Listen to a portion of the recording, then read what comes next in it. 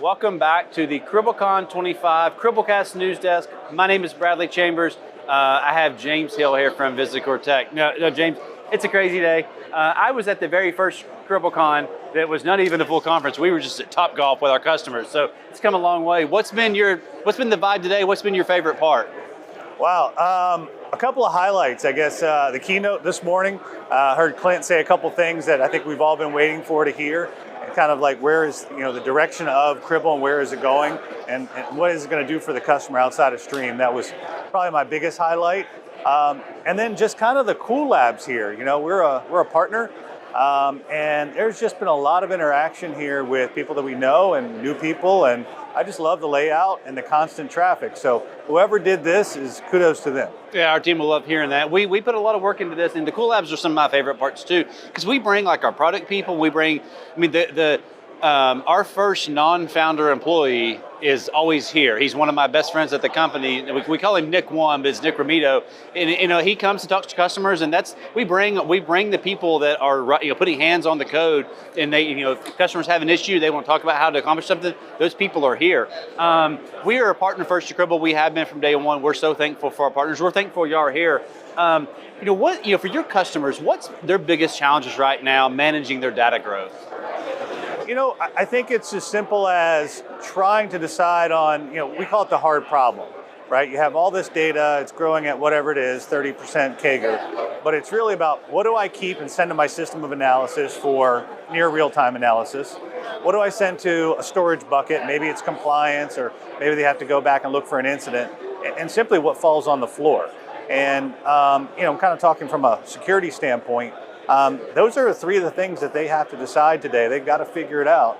And, before something like, again, we can kind of get into Cribl, but before, the capabilities of Lake and Search came along, there were a lot of hard choices and not a lot of easy options. Well, Lake's a good example. I remember it was, I guess it was early 2024 at our company kickoff, I learned about Lake, and I even thought object storage is a solved problem for people. Like, why do we have to launch this? And then, but then it explains, like, we're actually been talking to customers, and yes, like the bare metal is like, yeah, you can do that. It's all the other things on top of there with the permissions that are really, really challenging, and that's what Lake just is turnkey. If you're in the Cribl cloud, they're available, and then you add Lakehouse and Search on top of that. You've got an incredible solution. How do you all work with Cribl to automate some of your customers, giving visibility, onboarding data sources? Where do y'all bring Cribl in on that? So you can think of us, we got started as a professional services company. We were started 12, 13 years ago, working in security, working in IT, working with your big SIEMs that you would see out there today. And then about 3 years ago, we kind of pivoted to this data engineering, pre-processing Cribl product, because we just saw that it solved a big problem in the market, which is, again, that making that hard decision of, man, I really don't need a full fidelity copy of my data, of my melt data, going to my system of analysis, my SIEM, because it's ingest based, for example, and it's just going to blow up my costs. So we were trying to get in front of that wave about 3 years ago, and it's been really good. So our firm basically comes in and we start with the customer. We'll follow the customer through their entire journey, right? And we call it a customer either a buying journey. We'll start with design. We'll go all the way through. We'll go through tech select. We'll help them all the way through fully operational, right? So we have a managed service, for example, as well on the end of that if they need it. We've been talking a lot about that concept internally, talking about data tiering, where you can't just send all of your data into one spot. I mean, if you could afford it, the technical burdens on your SIEM doesn't work. But you really have to decide like what goes where, and you have that leave on the floor data, and that's the one that sometimes keeps me up at night, because it's like, I'm not saying there's, it's always like, if I drop that, is that the thing I'm going to need next month? And you have to have that decision. That's where, companies like you all come along and help customers, like, what are the trade-offs here? Like there's they call it, there's more than one way to skin a cat. And it's like, you have to make trade-offs and decisions, and there's budgets to consider. And that's where I think IT buying has changed a lot, where 20 years ago, you went to an IT firm, like, hey, I want to buy a server from you and some Microsoft licenses. And it's like, here's that, and we're done. If you have any issues, we'll sell it again to you in 3 years. Well, now IT's coming along, with these vendors. It's like it's a consultative approach. Like we want to buy something from you. We don't know what to buy. Here's our problem, and you all come in and say, hey, we're not trying to sell you something. We want to solve a problem for you. And if Cribl solves that problem, great. If it doesn't, then we'll sell you the next thing. Absolutely. We were in a session earlier, and the speaker was talking about the 7 layers of buying today. So back in the day, you could buy IBM and not get fired, right? You could buy Cisco, you could buy Microsoft, but that's not how buyers buy today.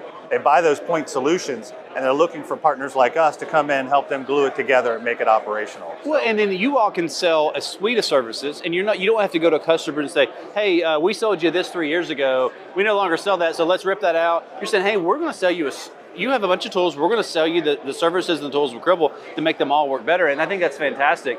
How are these data tiering strategies helping customers manage their costs? Again, you said, talking about this 29% CAGR for data growth means it's like every 4 years your data is doubling. How is this data tiering concept helping your customers manage costs? It gives them that option, right? It gives them an option now to say, hey, I have another place where I can send this data.